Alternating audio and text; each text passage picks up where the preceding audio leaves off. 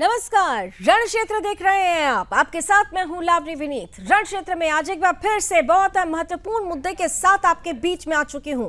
मुद्दा कांग्रेस की दशा और दिशा क्या हो। राष्ट्रीय अधिवेशन गुजरात के कर्णावती में चल रहा है, लेकिन वहां पर कुछ ऐसी बातें निकलकर सामने आई है जो कांग्रेस के अंदर की दरार को ही सामने लाकर खड़ा कर रही है। अब ये दरार क्या है और वो कौन सी बात है जिससे मचा है हड़कंप, हम इस खबर पर आए उससे पहले इस वक्त एक बड़ी खबर आ रही है। सीधे चलते हैं ब्रेकिंग न्यूज की तरफ। बड़ी खबर दिल्ली से इस वक्त आ रही है। गृह मंत्री अमित शाह ने बड़ी महत्वपूर्ण बैठक बुलाई है। दिल्ली से बड़ी खबर आ रही है जहां पर गृह मंत्री ने बैठक बुलाई है। विदेश मंत्री एस जयशंकर के साथ महत्वपूर्ण बैठक होने वाली है। इस बैठक में एनएसए अजीत डोभाल की भी मौजूदगी होगी। ये बड़ी बैठक हो रही है। 26/11 के आरोपी तहव्वुर राणा जो कल भारत लाया जा रहा है, इससे जुड़ी हुई ये अहम जानकारी है। महत्वपूर्ण बैठक है। गृह मंत्री अमित शाह इस बैठक की अध्यक्षता करने वाले हैं। विदेश मंत्री एस जयशंकर और एनएसए अजीत डोभाल भी इस महत्वपूर्ण बैठक में उपस्थित होंगे।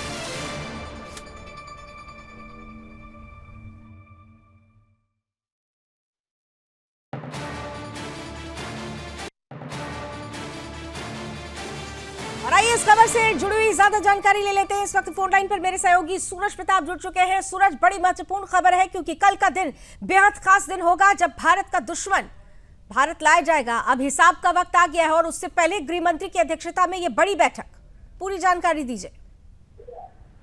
जी लाभी, देखिए 26/11 हमले का मास्टरमाइंड तहव्वुर राणा को भारत लाया जा रहा है और कहीं ना कहीं अमेरिका ने भी हरी झंडी दिखा दी है। आपको बता दूं कि तहव्वुर राणा के जरिए अदालत में अर्जी लगाई गई थी, वो भी खारिज कर दी गई है, जिससे सारे रास्ते क्लियर हो गए और जो अड़चन भारत आने की थी वो भी खत्म हो गई। तो अब आप देख सकते हैं किस तरीके से जो अभी सरकार का जो मेन फोकस है वो सुरक्षा को लेकर है। जो बैठक बिठाई जा रही है वो भी सुरक्षा को लेकर कहीं ना कहीं जितनी भी इंतजाम किए जाए उसको लेकर बड़ी बैठक है।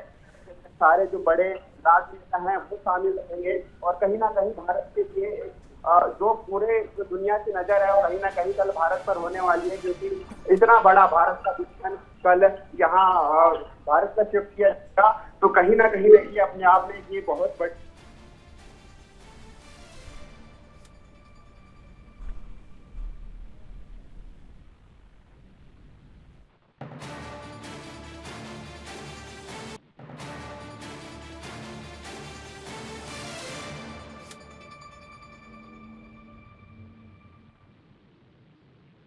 निश्चित रूप से बड़ी बैठक इसे कहा जाएगा क्योंकि 26/11 का आरोपी तहव्वुर राणा बहुत कोशिशें की इसने बचने की, लेकिन बच नहीं पाया और आखिरकार अब इसका हिसाब होगा। 166 मौतों के हिसाब का वक्त आने वाला है। सुरक्षा को लेकर खास तौर से चर्चा की जाएगी।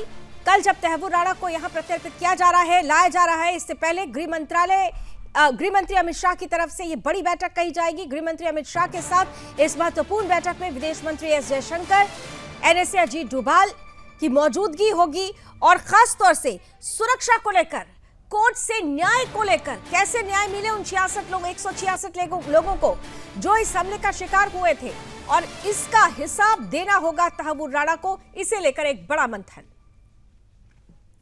चलिए, बहुत बहुत धन्यवाद सूरज हमारे साथ जुड़ने के लिए, इस महत्वपूर्ण खबर को हम तक पहुंचाने के लिए।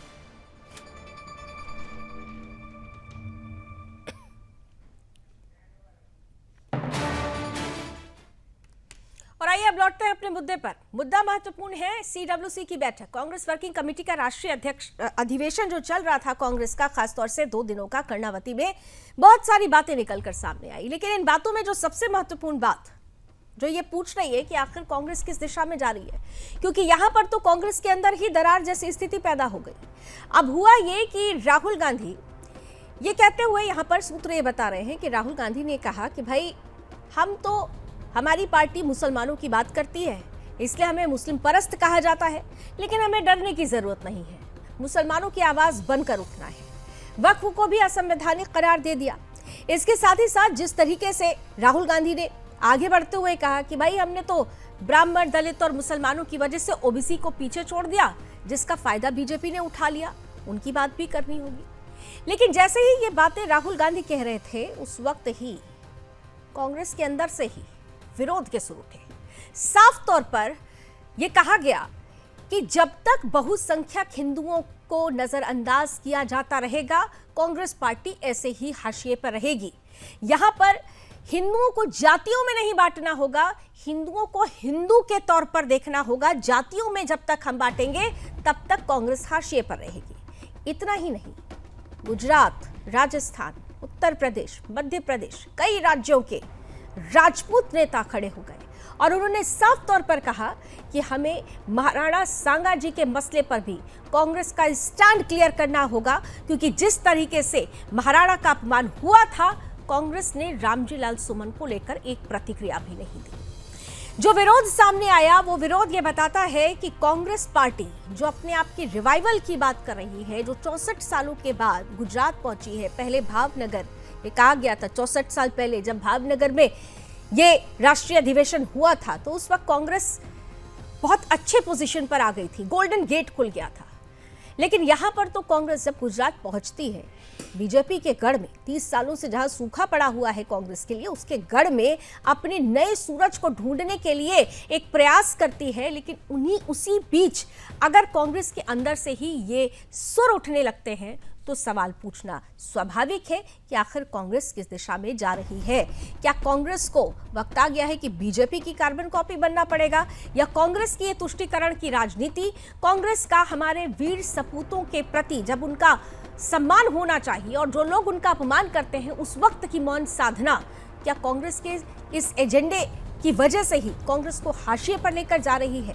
ये विरोध के सुर क्या कहते हैं, इसी पर होगी खुलकर बात। लेकिन आइए सबसे पहले आपको दिखा देते हैं वो रिपोर्ट जो बताएगी कि आखिर किस तरीके से सीडब्ल्यूसी की इस मीटिंग में ही, राष्ट्रीय अधिवेशन में ही हमने देखा कि कांग्रेस के अंदर ही दो फाड़ की तस्वीर सामने आ चुकी है। रिपोर्ट देखिए।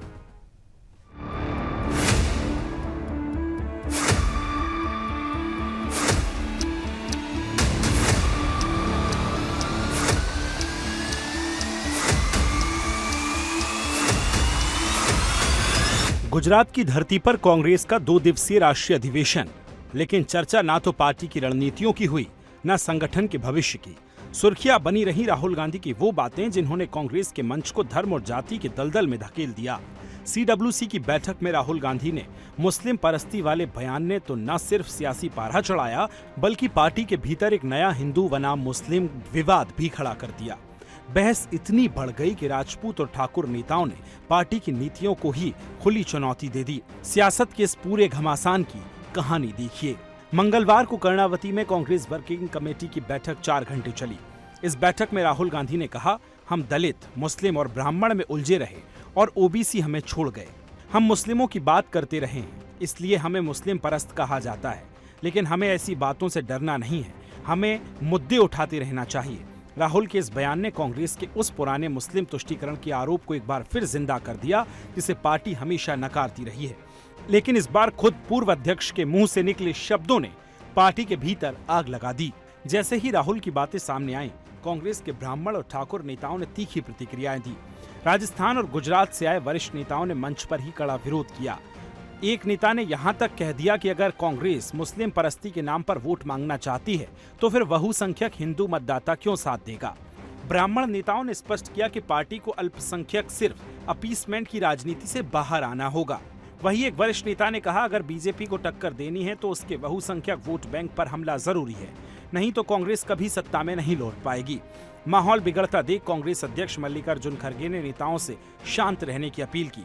उन्होंने कहा कि ऐसी बातें बाहर नहीं जानी चाहिए, लेकिन राहुल गांधी ने बीच में टोका और कहा कि बोलने दीजिए, सबकी बात सुनिए, दबाने से असहमति खत्म नहीं होती। इस एक टकराव से यह भी स्पष्ट हो गया कि कांग्रेस के शीर्ष नेतृत्व में भी रणनीतिक मतभेद है। एक और खड़गे जो डैमेज कंट्रोल करना चाहते हैं, तो दूसरी तरफ राहुल गांधी जो खुलकर बात की वकालत कर रहे हैं, भले ही उससे पार्टी टूट के कगार पर क्यों ना आ जाए। वहीं सूत्रों के मुताबिक विवाद तब और गहराया जब एक कांग्रेस नेता ने राणा सांगा और बाबर के ऐतिहासिक टकराव का संदर्भ दे डाला। उन्होंने कहा कि कांग्रेस को प्रगतिशील और सेकुलर सोच दिखानी चाहिए, जिससे बाबर जैसी ऐतिहासिक छवियों को भी एक तरफा ना देखा जाए। बस फिर क्या था? राजस्थान और गुजरात के ठाकुर नेताओं ने इस बयान पर सीधा विरोध किया। एक राजपूत नेता ने गुस्से में कहा, जो पार्टी राणा सांगा जैसे राष्ट्रवादी योद्धा को नीचा दिखाए वह राजपूतों का सम्मान नहीं कर सकती। गुजरात के एक ठाकुर नेता ने मंच से कहा कि हमने बीजेपी की नीतियों से नाराज होकर कांग्रेस को समर्थन दिया था, लेकिन अगर यहाँ भी हिंदू विरोध की सियासत ही मिलेगी तो हम फिर से अपना रुख बदल सकते हैं। ये बयान एक चेतावनी था कि अगर कांग्रेस ने समय रहते बहुसंख्यकों की भावनाओं को ना समझा तो पार्टी का आधार और सिमट जाएगा। अगर पार्टी को राष्ट्रीय स्तर पर वापसी करनी है तो उसे बहुसंख्यकों की भावनाओं का सम्मान करना ही होगा, वरना हम जैसे समर्पित कार्यकर्ताओं भी सोचने पर मजबूर हो जाएंगे। अब सवाल ये उठने लगा है कि सीडब्ल्यूसी का अधिवेशन से कांग्रेस का उत्थान होगा या पतन। इस 2 दिवसीय अधिवेशन का उद्देश्य था चुनावी रणनीति बनाना, कार्यकर्ताओं का मनोबल बढ़ाना और एकता का संदेश देना, लेकिन जो तस्वीर बाहर आई वो इससे ठीक उलट थी। पार्टी के भीतर गुटबाजी, जातीय और धार्मिक आधार पर खुला टकराव, नेतृत्व के प्रति अविश्वास, बहुसंख्यक वोट बैंक की अनदेखी। सीडब्ल्यूसी की बैठक में जो हुआ उसने कांग्रेस के भविष्य पर सवाल खड़े कर दिए। क्या कांग्रेस अब सिर्फ एक मुस्लिम परस्त पार्टी बनकर रह जाएगी? एक सवाल और कि क्या कांग्रेस का शीर्ष नेतृत्व पार्टी पर नियंत्रण खोता जा रहा है? राहुल गांधी के बयान पर बवाल, खड़गे की अपील को नजरअंदाज, मंच से उठे तीखे सुर, ये सब बताता है कि कांग्रेस अब वैचारिक, रणनीतिक और नैतिक तीनों स्तरों पर गहरे संकट में है। Bureau report, Sudarshan news.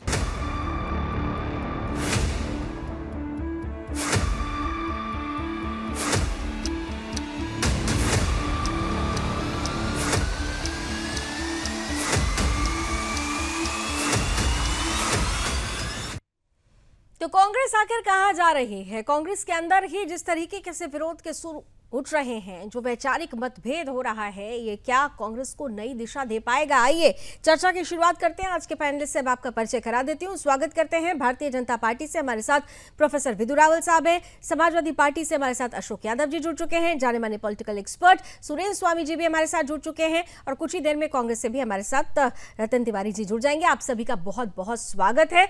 मैं हालांकि शुरुआत तो मैं कांग्रेस के प्रतिनिधि से करना चाह रही थी, लेकिन अभी वो हमारे साथ नहीं जुड़े हैं।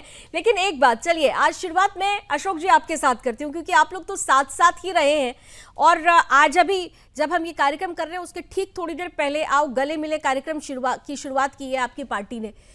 एक तरफ जो बात कांग्रेस के अधिवेशन में कही जा रही है कि भाई बहुसंख्यकों को आपने नजरअंदाज किया, आप हाशिए पर आ गए।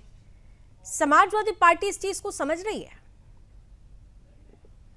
लावनी, देखिए आज हमारे पार्टी के प्रोग्राम का आपने जिक्र किया, जो प्रोग्राम का आपने नाम लिया ना, आओ गले मिले, वही इस देश का कल्चर है, वही इस देश की जो विचारधारा है। लेकिन बड़ा दुर्भाग्य है कि इस देश की इस विचारधारा को भाजपाइयों की नजर लग गई है और बुरी तरह से नजर लग गई है, जो 2014 से लेकर के उस विचारधारा को अभी तक नजर लगी हुई है। तो हम तो यही निवेदन करेंगे कि जो देश की विचारधारा उसको जारी रखें, उसको बनाकर रखें, उसको बचाकर रखें। राजनीति तो हम लोग आपस में करते रहेंगे।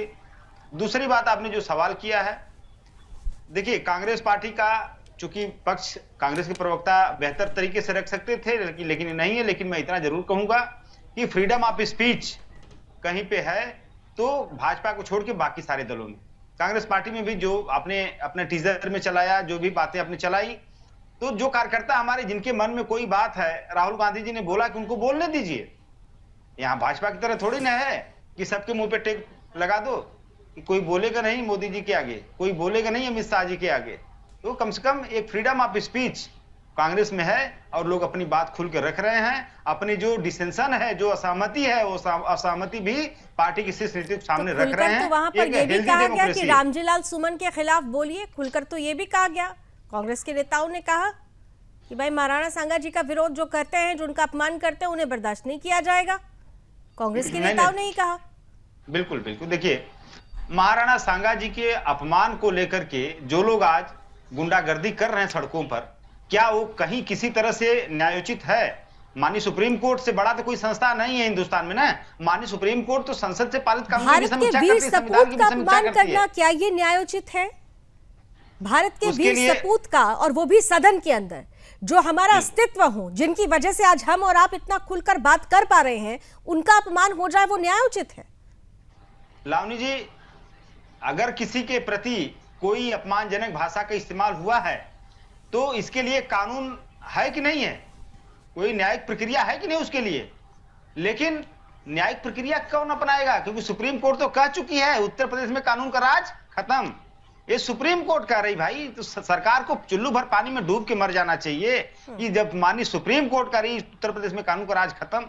1.5 किलोमीटर बगल में मुख्यमंत्री जी की जनसभा हो रही है और करणी सेना के हजारों कार्यकर्ता लाठी डंडे बुलडोजर हथियारों से लैस होकर के हमारे तरीका तो सांसद आपने घर पे देख चढ़ लिया। जाते देखिए, हैं। इस पर तो ये हमारी क्या आज डिबेट तरीका नहीं है, लेकिन क्योंकि वहां पर महाराणा सांगा जी को लेकर भी बात उठी थी, इसीलिए मैंने ये प्रश्न पूछा। और अगर आप इस तरह से कहेंगे, आपने कहा कि वहां पर लॉ एंड ऑर्डर, आप लोग तरीका देख लेते हैं, भावनाएं नहीं देखते। यही बात तो कही गई कांग्रेस के अंदर भी, अधिवेशन में यही बात आई कि भावनाओं को नजरअंदाज मत कीजिए। आप बहुसंख्यक की भावनाओं को नजरअंदाज कर देते हैं, आप तरीकों पर बात करने लगते हैं लेकिन भावनाओं पर नहीं जाते। चलिए, रतन तिवारी जी जुड़ चुके हैं कांग्रेस से। आइए रतन जी, आपका भी बहुत बहुत स्वागत है।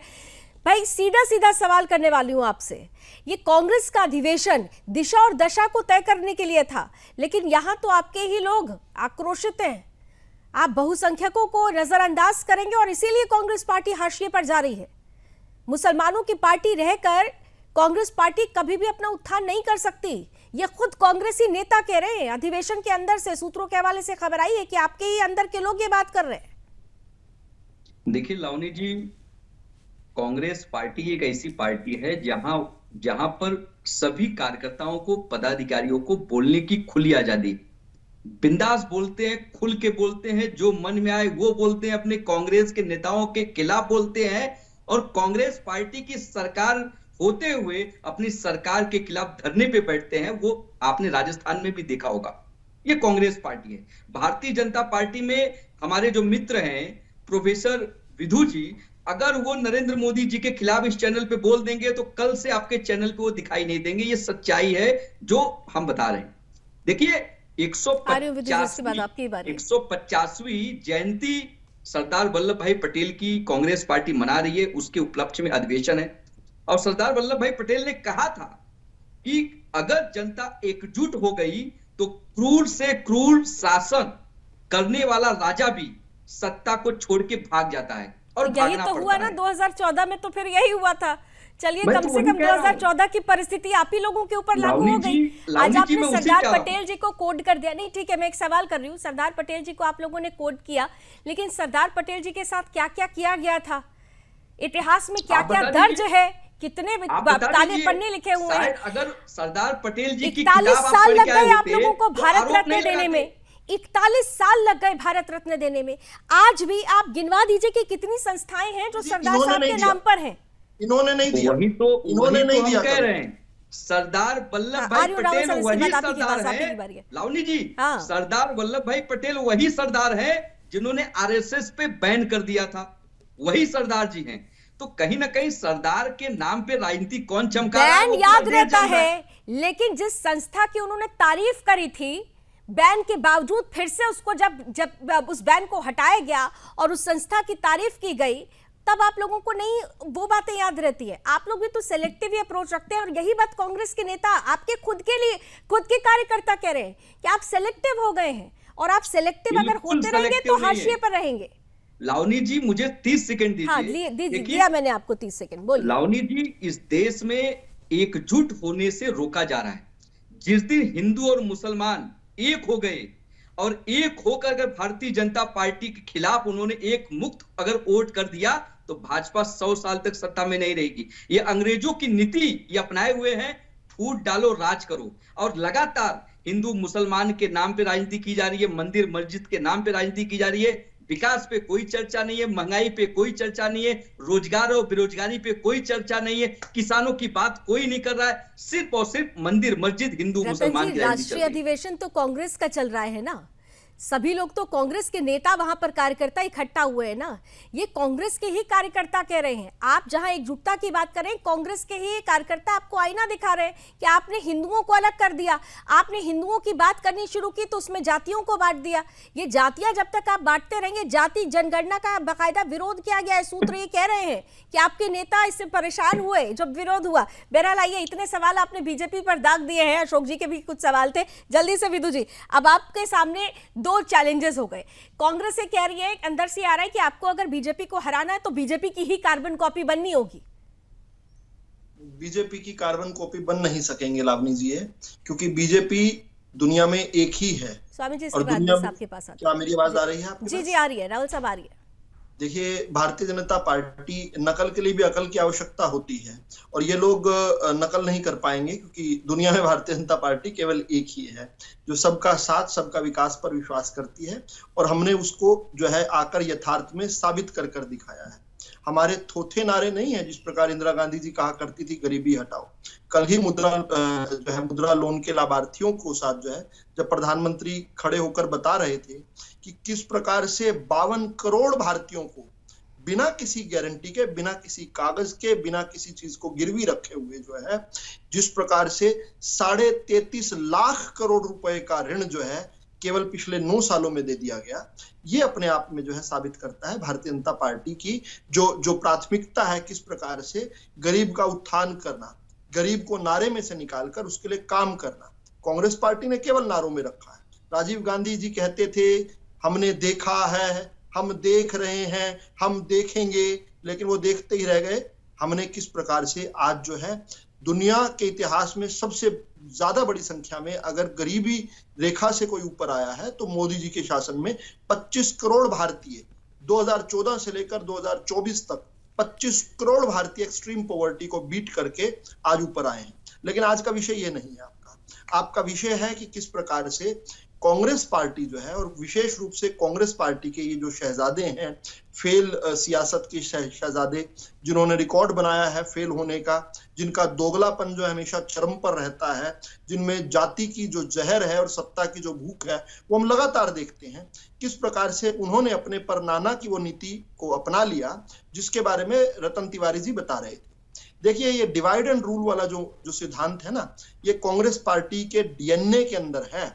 भारत का विभाजन कर उस विभाजन के दस्तावेज पर सिग्नेचर करके नेहरू ने सत्ता प्राप्त की थी। भारत का विभाजन अगर राहुल साहब, ये जो बातें हैं ये गांधी परिवार पर लागू हो सकती है, लेकिन उन नेताओं और कार्यकर्ताओं का क्या जिन्होंने आज विरोध के सुर सामने कर दिए? उन्होंने साफ तौर पर कह दिया ना कि ये हिंदुओं को जातियों पर बांटने से नहीं काम चलेगा, कांग्रेस हमेशा हाशिए पर रहेगी अगर ऐसा हुआ तो। ये तो खुद कांग्रेस के अंदर के लीडर्स कह रहे हैं। वो नेता आज भी अपने आप को जो है उसी परिवार के अधीनस्थ सामने देखते हैं ना। अभी इन्होंने विधु रावल का जिक्र किया कि विधु रावल अगर किसी नेता के बारे में बोलेगा तो क्या होगा। हमारे एक साथी है शहजाद पूनावाला, उनको कांग्रेस पार्टी ने क्यों निकाला था बाहर? उनके विरुद्ध क्या है बात? केवल यही तो कि उन्होंने चुनाव लड़ने के लिए, राहुल गांधी के सामने चुनाव लड़ने के लिए फार्म भर दिया था, इसलिए कांग्रेस पार्टी से उन्हें निकाला गया। एक के बाद फेरिस्त है, मैं एक के बाद नाम लूंगा, मुझे लगता है डिबेट का समय खराब होगा, आपके दर्शक अच्छे से जानते हैं। मुझे केवल ये बात कांग्रेस के दोगलेपन को उजागर करने की बात रखनी चाहिए। ये जो डीएनए में बसा हुआ है ना कांग्रेस के, फूट डालो राज करो, ये अंग्रेज उनको युक्ति दे गए। अंग्रेजों द्वारा पैदा तो की हुई है पार्टी, 1885 में अंग्रेजों ने तो पैदा की थी इनको। ये इसी कारण से लावनी जी, ये लोग जो है लगातार हिंदू समाज को के अंदर विभाजन करना और मुस्लिमों का तुष्टीकरण करना। जब वक्फ कानून पर आप चर्चा करते थे, जब आप गरीब और अमीर मुसलमान की बात करते थे, जब आप अशराफ और पसमंदा की बात करते थे, ये लोग उस समय नहीं बात करते थे। ये अच्छा, मैं अंत कर रहा हूं ये बात कहते हुए। ये महंगाई, रोजगार और विकास को जो है, जो अपने शब्दों में अपने वाक्यमाला में जो मोतियों के तौर पर रखते हैं रतन तिवारी, अरे जाति जनगणना जो है, ये विकास की बात करते हो आप लोग।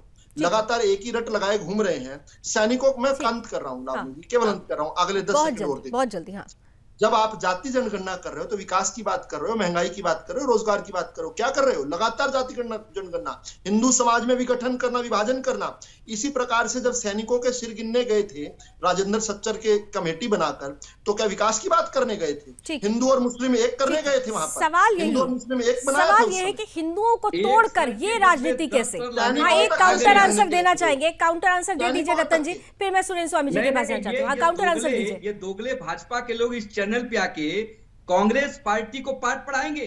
जिस कांग्रेस पार्टी ने इस देश को आजाद कराया हो, जिसने अपना कैसे आजाद खून करवाया? बहाया हो, जिसने इस भारत को कोरिया को सींचा किसने हो, आजाद करवाया? जिसने जर्मनी को जिसने किसने आजाद एक सुई करवाया? से लेके बड़े इटली बड़े को किसने आजाद कारखाने, करवाया? हवाई जहाज क्या बात बनाया कर हो, रहे हैं? और लावनी जी ये कांग्रेस जो पार्टी ने चैनल, कैसे आजाद इलेक्ट्रॉनिक करवाया? सिस्टम, मीडिया, ये जो तंत्र जो कांग्रेस दिखाई देता पार्टी है, ने वो कैसे कांग्रेस आजाद करवाया ये तो पार्टी बता की दो भाई। सोच थी, या कांग्रेस पार्टी ने आजाद पार्टी के करवाया बनाए हुए और कांग्रेस को सिस्टम है। अंग्रेज सत्ता लेकिन सौंप ये गए। भारतीय जनता अंग्रेजों पार्टी के कांग्रेस दोगले को सत्ता प्रवक्ता सौंप गए। इस कैसे चैनल पे आजाद करवाया आके बड़ी कांग्रेस बड़ी ने? बात करते कांग्रेस ने क्या? अरे इन्हें कांग्रेस शर्म ने आनी कैसे चाहिए। आजाद करवाया? ये दोगले बताइए तो सही, कब तक कान फोड़ दिए? आजाद करवाया, आजाद जिस करवाया। माँ की कांग्रेस कोख ने से भारत तुम का लोग विभाजन जन्म दिए हो, करवाया। उसी माँ कांग्रेस को ने गाली दे रहे भारतीय हो, सैनिकों का उसी माँ को द्वितीय गाली विश्व दे युद्ध रहे हो। में और जिस प्रथम माँ ने विश्व युद्ध तुम्हें में जन्म खून दिया है, बहाया। उस माँ को 25 गाली लाख दे रहे हो। भारतीय सैनिकों को शर्म जो है आनी बाहर चाहिए भेजा। तुम जैसे इस कांग्रेस दोगले ने प्रवक्ताओं को। सरदार पटेल से दोगले लेकर प्रवक्ताओं को शर्म डॉक्टर आनी अम्बेडकर चाहिए। तक और कांग्रेस सुभाष चंद्र पार्टी बोस, इस नेताजी देश की सुभाष चंद्र पार्टी बोस है, तक का इस अपमान देश के किया। लिए उन्होंने चलिए, अपना उनको खून देश बहाया की है। पार्टी, अंग्रेज के ठीक है। साथ खड़े होकर। देश की पार्टी। और जब हम देश की बात करते हैं, सुरेंद्र स्वामी जी आपके पास आ रही हूं बहुत जल्दी से।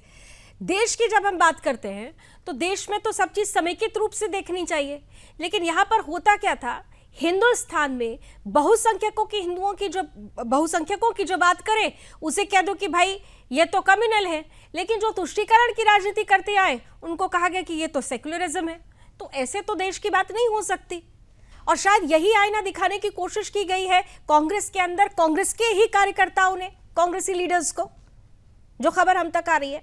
सुरेंद्र जी, लावनी जी, आप जो खबर बता रही हैं, और तो एक बात और सुरेंद्र जी, मैं आपकी अब कल की बात का जिक्र करना चाहूंगी यहाँ पर, क्योंकि कल भी हम जब इस मुद्दे पर थे तो आप ही ने बात कही थी कि जब तक सनातन को नजरअंदाज करते रहेंगे कांग्रेस हाशिए पर रहेगी। और आज देखिए वही बातें कांग्रेस के अधिवेशन में उठ गई। जी जी जी, तो मैं ये कह रहा था कि आपने जो अंदर से खबरें निकाली हैं वो तो अभी मीडिया में है नहीं, तो वो सही होंगी जब आपके लोग वहां गए हैं, और यही हकीकत है कांग्रेस के अंदर से। लेकिन शशि थरूर का जरूर एक वीडियो आया है, इसमें उनकी जो स्पीच है वो उन्होंने खुद पोस्ट की है, और उसमें उन्होंने 3 बातें कही है। एक बात तो ये कही है कि आप पिछले आपने क्या किया उसका राग अलापना बंद कीजिए और आप आगे के बारे में सोचिए। दूसरा उन्होंने ये कहा है कि हमेशा नकारात्मक जो राजनीति कर रहे हैं उसको बंद कीजिए और पॉजिटिविटी की तरफ बढ़िए। और तीसरी जो उन्होंने बात कही है वो और भी बढ़िया है, उन्होंने कहा ये क्रिटिसाइज्म बंद कीजिए और आप अपना नरेटिव बताइए। तो नरेटिव तो इसमें से कुछ निकला नहीं। कांग्रेस जहां से इस अधिवेशन में गई थी वहीं की वहीं खड़ी हुई है, बल्कि इसमें और पीछे हट गई। पीछे कैसे हट गई कि पहले तो ये जो इनकी लीडरशिप है मौजूदा, वो आपको मालूम है सनातन के खिलाफ है, हिंदुओं के खिलाफ है, इनफैक्ट इस देश के खिलाफ है। वो इस देश को उस 47 की स्थिति में ले जाना चाहते हैं जब यहाँ पे 567 रियासतें थी। ये चाहते हैं कि देश खंड खंड हो जाए। तो इसलिए उनको जीतने से मतलब नहीं है, उनको देश खंड करने से मतलब है, और उसी के हिसाब से वो चल रहे हैं। अब ये पहले चाह रहे थे कि भाई हम हिंदुओं पे हमला किया, सनातन पे हमला किया, उसकी परिभाषाएं निकाली। जब उनको लगा कि भाई ऐसे काम नहीं हो रहा है, हिंदू एकजुट हो रहा है, तो अब उन्होंने पूरी पार्टी को एंटी हिंदू बनाने के लिए क्या दिया आज नारा कि पहले हम, आप ध्यान से सुनिएगा लावनी जी, पहले हम दलित, मुस्लिम और ब्राह्मणों को लेकर चलते थे। ब्राह्मण कौन है? ब्राह्मण सवर्ण का रिप्रेजेंटेटिव है, समाज का रिप्रेजेंटेटिव है, उसके शीर्ष पे है, वो धर्म का रक्षक है, धर्म वो है तो धर्म है। तो अब धर्म खत्म करना है हिंदू का, तो आपकी जुबानी जुमा खर्च से नहीं हो गया, तो तिवारी जैसे लोगों को टाटा बाय बाय कर दिया। कहा कि अब दलित, मुस्लिम और ओबीसी की बात कीजिए। मतलब आप बात करना बंद कर। अरे आपके उसका स्टेटमेंट आप पढ़ लेना, उसको बाएं दाएं मत कीजिए, मैं डिटो कोट करता हूं, आप उसको पढ़ लेना। उन्होंने कहा है कि अब हमको दलित, मुस्लिम और ओबीसी की तरफ जाना है, तो मतलब ब्राह्मणों की तरफ नहीं जाना है। ये तो बाय डिफॉल्ट है। और उसमें आप ही के ब्राह्मण लीडर ने टीवी डिबेट में आज कहा था कि नहीं ऐसी बात नहीं है, अगर ये ब्राह्मणों को छोड़ेंगे तो कांग्रेस के लिए मुश्किल होगी। तो वो सब आप देख लेना, आप तो कांग्रेस के प्रवक्ता हैं, सारी खबरें रहती हैं। असल में प्रॉब्लम क्या है? क्या आप ओवैसी से, नोमानी से, राहुल गांधी से, स्टालिन से, खड़गे से ये उम्मीद करते हैं कि वो हिंदुओं की बात करेगा, सनातन धर्म की बात करेगा? तो ऐसे ही क्या आप राहुल गांधी और सोनिया गांधी से ये उम्मीद रखते हैं कि वो हिंदुओं की बात करेंगे, वो बहुसंख्यक समाज की बात करेंगे? तो उनको तो वही उसी लाइन में जाना है। ठीक है। और इस देश में हिंदुओं को गाली देकर कोई राज नहीं कर सकता। आप इस बात को लिखकर रख लीजिए। अभी तक लोगों को समझ में धीरे धीरे आ रहा था, अब और आगे। सुरेंद्र स्वामी जी कह रहे थे कि भाई ब्राह्मणों को भी अगर नजरअंदाज किया गया। रतन जी आप मुस्कुरा रहे थे इस बात पर, लेकिन ये बात तो सच है, राहुल गांधी खुद ही अगर ये पता चल रहा है कि उन्होंने कहा है कि भाई आपने दलित, ब्राह्मण, मुसलमानों की बात की, ओबीसी को छोड़ दिया, उसका नतीजा आज हम भुगत रहे हैं, तो अब हमको दलित का, मुसलमानों का और पिछड़ों की हम लोगों को बात करनी होगी। ब्राह्मण उन्होंने शब्द ही नहीं लिया, तब तो फिर ये सवाल पूछा जाएगा जो सवाल अभी स्वामी जी ब्रेक से पहले पूछ रहे थे आपसे। अनम्यूट कीजिए। लावनी जी मैं मुस्कुरा इसलिए रहा था कि नरेंद्र मोदी नामक 40 रुपए वाला चश्मा पहनकर स्वामी जी चैनल पे आके व्यक्तिगत टिप्पणी पार्टी का नहीं, स्क्रिप्ट पढ़ रहे बिल्कुल नहीं, बिल्कुल नहीं, नहीं। नहीं, वो आपसे उम्र में भी बड़े हैं, कम से कम ये इस मर्यादा का पालन करिए।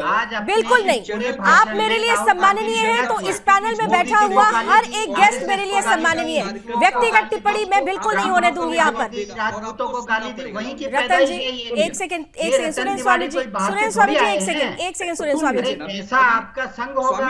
ठीक है सुरेंद्र स्वामी जी, एक सेकंड, मैंने उनको रोक दिया। और रतन जी व्यक्तिगत टिप्पणी नहीं, मैं आखिरी बार आपको बोली, व्यक्तिगत बिल्कुल नहीं, मर्यादा का पालन कीजिए। वो आपसे उम्र में भी बड़े। अब अपनी बात रखिए, ठीक है, अब अपनी बात रखिए। डूब के मरना पड़ जाएगा। तकलीफ है। अरे अगर इस देश में किसी ब्राह्मण को ये सुनना पड़े। रतन जी मैं दोबारा आपसे कह रही हूँ, व्यक्तिगत कोई टिप्पणी नहीं। आप कांग्रेस पार्टी से हैं, मर्यादा की बात होती है, उस मर्यादा को यहाँ रखिए। राष्ट्रीय अधिवेशन में कुर्सियां चलती होंगी या नहीं चलेंगी? ठीक है स्वामी जी, स्वामी जी मैंने रोक दिया उनको, मैंने उनको रोक दिया। सुरेंद्र स्वामी जी मैंने उनको रोक दिया। अब वो अपने मुद्दे पर आए, मुद्दे पर आइए। रतन तिवारी जी मुद्दे पर आइए, अंग्रेजों की और मुद्दे पर मुगलों की। और हम वो हिंदू हैं जो उस समय भी डटे रहे, हमने धर्म नहीं बदला। आज जिन मुसलमानों के साथ खड़े हो वो वही मुसलमान थे जो डर के मारे हिंदू धर्म छोड़ के मुसलमान हुए। हम तब भी नहीं डरे थे और आज भी नहीं डरे हैं। और आप जैसे राहुल गांधी और रतन तिवारी, ठीक है, उनका जवाब, अब उनका जवाब ले लेते हैं। ठीक है सुरेंद्र स्वामी जी, बस अब उनका जवाब ले लेते हैं। नहीं है, आप रोज कहिए कि मैं नरेंद्र मोदी के चश्मे से देखता हूँ, मैं स्वीकार करता हूँ कि मैं उसके चश्मे से देखता हूँ। ठीक है स्वामी जी, मैंने बोल दिया। चलिए रतन तिवारी जी, अब मुद्दे पर आइए, मुद्दे पर आइए। Come back to the point please, नहीं आया सड़क पर आपके लिए। ठीक है रतन तिवारी जी बोलिए। नहीं आया है सड़क पे, और अभी आप देखना आगे वही मुसलमान आप लोगों को जूते मारने वाला है। ठीक है स्वामी जी, अब उनको पॉइंट पे आ रहे हैं, वो मुद्दे पर आ रहे हैं।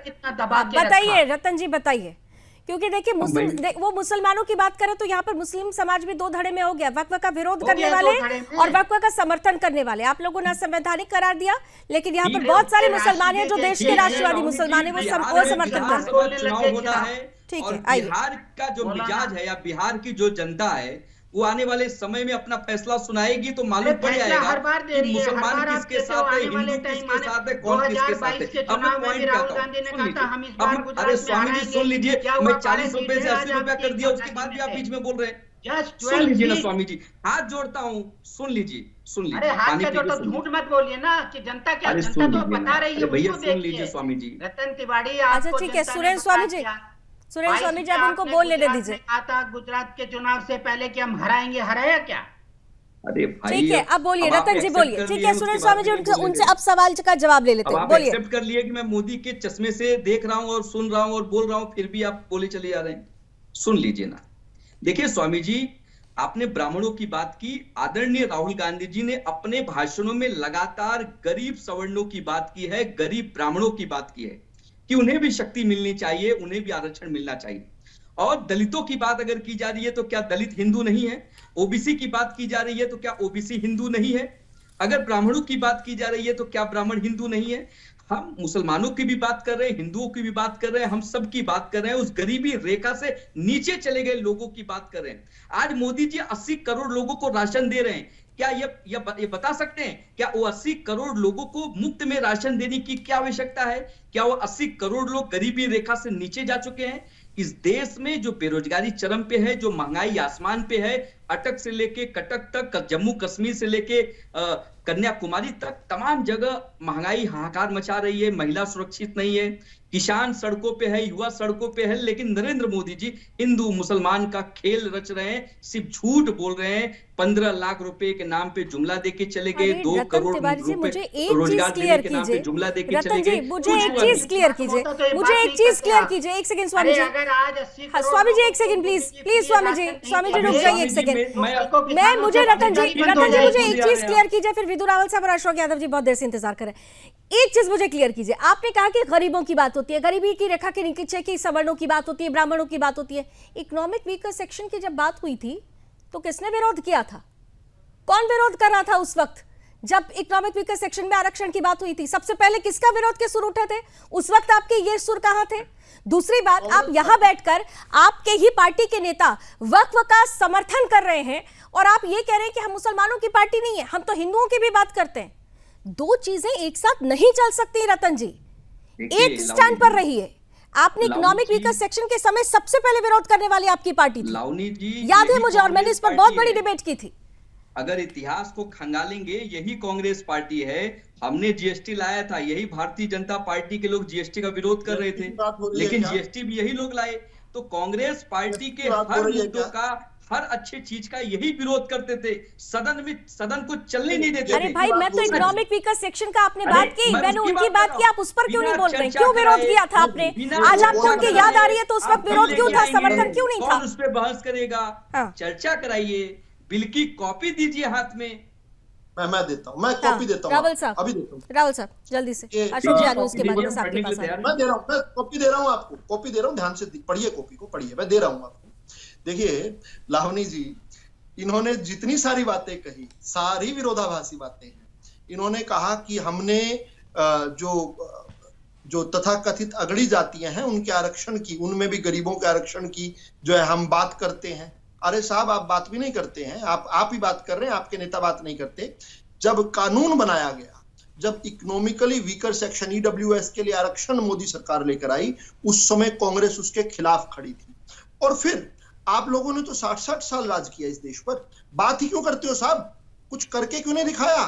क्यों नहीं दे पाए इकोनॉमिकली वीकर सेक्शन को जो है आप आरक्षण क्यों नहीं दे पाए? और आप आज ओबीसी की बात करते हैं, चाहे काका केलकर 1953 में जो उनकी रिपोर्ट आई, उसको दशकों तक दबाए रखा, ओबीसी समाज को उसका हक नहीं दिया कभी। चाहे मंडल आयोग जो है 1980 में जो बना, उसकी रिपोर्ट पर पहले इंदिरा गांधी जी ने और बाद में राजीव गांधी जी ने उन्होंने कहा कि it is waste on the paper printed on, यानी इसको पेपर को भी डस्टबिन में फेंक देना चाहिए। यह मंडल के ऊपर आपकी थी। आपने क्या ओबीसी का आरक्षण दिया? नहीं दिया। भारतीय जनता पार्टी ने ना केवल जो है ओबीसी समाज के लिए ओबीसी आयोग बनाया जिसको संवैधानिक दर्जा दिया, बल्कि उसके अलावा जो आरक्षण जो था, जो मंडल कमीशन के द्वारा दिया आरक्षण था, उसकी रक्षा करने के लिए अलग अलग समय पर हम विधेयक लेकर आए।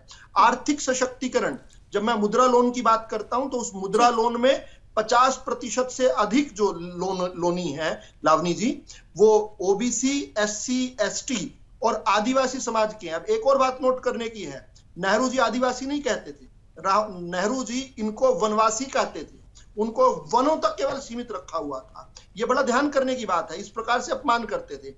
लेकिन यहां पर टीवी पर बैठकर तो बहुत बातें कर रहे हैं। फिर एक बात इन्होंने कही थी लावनी जी, उसका जरूर उत्तर देना दीजिए। इनका ये जो भ्रम है टूटता नहीं है। मैं दिखाता हूं कांग्रेस पार्टी हिंदुस्तान को किस प्रकार आजाद करवा रही है। ये तो तस्वीर बार बार दिखाता हूं, नेहरू जी अडवीना जी की फीट में कदमों में बैठकर आजाद करवा रहे थे। इसके अलावा जो है ये नेहरू जी देखिए आजाद करवा रहे थे।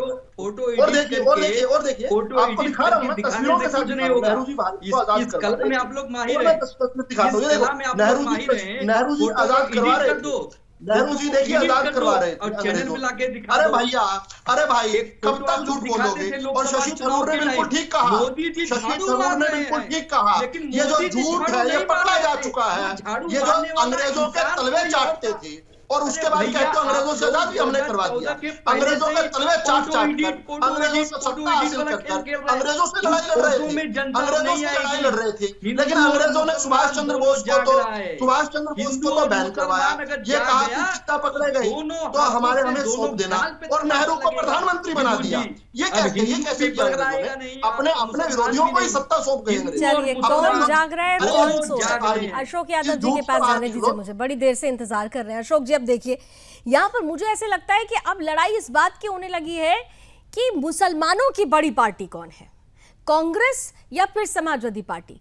क्योंकि आप दोनों ही देखिए, इधर रतन तिवारी जी की कांग्रेस पार्टी है, वहां पर आवाज उठ रही है हिंदुओं को नजरअंदाज मत करो, हिंदुओं को हिंदुओं के तौर पर देखो, लेकिन वहां पर भी हिंदुओं का डिवीजन शुरू, ये ब्राह्मण, ये दलित, ये वो। ठीक यही चीज समाजवादी पार्टी के साथ भी होती हुई नजर आ रही है। तो क्या आपको नहीं लगता कि जो बातें अब उठकर सामने आ रही है कि बहुसंख्यकों को नजरअंदाज करेंगे आप टोटैलिटी में, जातियों में बांटकर नहीं, टोटैलिटी में, तो फिर पार्टियां हाशिए पर आएंगी, क्योंकि हिंदुस्तान अब बदल रहा है। अशोक यादव जी, आपने टोटलिटी की बात की, हिंदू की बात की, तो ये बात क्यों नहीं योगी सरकार को आप समझा दी? आपके लोगों को समझाना चाहिए था कि क्यों 69,000 शिक्षक भर्ती में जात के आधार पर पिछड़ों दलितों का आरक्षण लूटे। बताना चाहिए था ना। लेटरल एंट्री कौन लेके आया था? मोदी सरकार लेटरल एंट्री लेके आई और बाईपास करके आरक्षण को बाईपास करके सबको जो है एक जाति विशेष के लोगों को वहां पे आईएएस बना रही थी। तो तमाम ऐसे काम किए गए भाजपा के द्वारा जो जातीय आधार पर किए गए, आज जातीय आधार पर उत्तर प्रदेश में करणी सेना एक राजपूत समाज की जात का आतंक, जिस तरह पुरानी फिल्मों में आप देखिए, मैं राजपूत समाज से नहीं हूं, लेकिन उसी तरह का जातीय आतंक आज उत्तर प्रदेश में योगी सरकार के संरक्षण में उत्तर प्रदेश की सड़कों पर नंगा नाच कर रहा है। ये जातिवाद की वजह है। और हम अगर उस चीज को दिखाते हैं कि देखिए जातिवाद कर रही सरकार, तो सब लोग कहते हैं कांग्रेस वाले सपा वाले जाति की बात करते हैं, हिंदू की बात नहीं करते। अरे जात के आधार पर जब आप शोषण कर रहे हो, जात के आधार पर उत्पीड़न कर रहे हो, जात के आधार पर बुलडोजर चला रहे हो, कहा जाति के आधार पर अगर ये हो रहा होता, नहीं अशोक जी, लेकिन अगर जाति के आधार पर हो रहा होता तब तो फिर भारतीय जनता पार्टी को उत्तर प्रदेश की जनता दोबारा चुनती ही नहीं। सवाल तो ये भी है ना, चुनते ही नहीं। लावनी जी सुन लीजिए, सवाल ये भी है, विधु रावल जी कर रहे थे मंडल कमीशन की रिपोर्ट हमने किया। अरे वो बीपी सिंह की सरकार गिरा दिया भाई साहब आप लोगों ने कमंडल यात्रा निकाल के। बताइए यहाँ पे कि आप लोग कितने बड़े आप लोग भी उसी की उपज है, सिंह की सरकार कौन गिराया? आप लोग भी उसी की उपज में क्या जा रहे हैं, आप लोग भूल गए हैं। मंडल का समर्थन किया, कमंडल का और मंडल का दोनों का समर्थन होना चाहिए इस देश के अंदर। इस देश के अंदर राम रथ यात्रा का भी समर्थन होना चाहिए, मंडल का भी हमने समर्थन किया। आपके पास जानकारी गलत है, वीपी सिंह की सरकार हमारे समर्थन से चल रही है। चलिए अब आगे की दिशा क्या होगी, ये बड़ा महत्वपूर्ण होने वाला है। All faded down Sunil Swami ji, last 20 seconds. अब आप आगे की दिशा क्या होगी जल्दी से, ऑलरेडी मैं 2 मिनट बढ़ा चुकी हूँ, 20 सेकंड बस। हमारे लिए तो कांग्रेस की दिशा बिल्कुल निश्चित है, इनको अब नीचे ही होते जाना है क्योंकि इनकी जो आइडियोलॉजी है वो चेंज नहीं हो सकती। चेंज इसलिए नहीं हो सकती कि इनकी लीडरशिप वही है।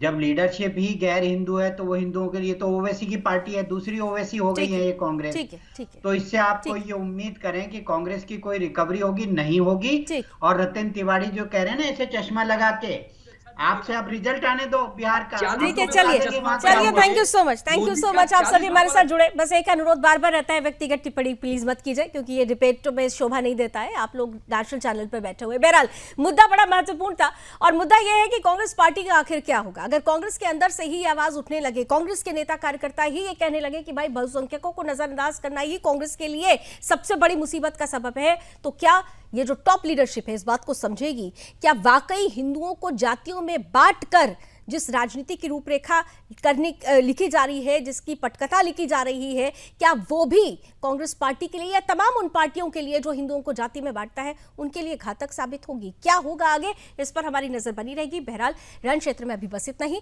देश और दुनिया की तमाम खबरों के लिए आप जुड़े रहिए सुदर्शन न्यूज के साथ। जय हिंद।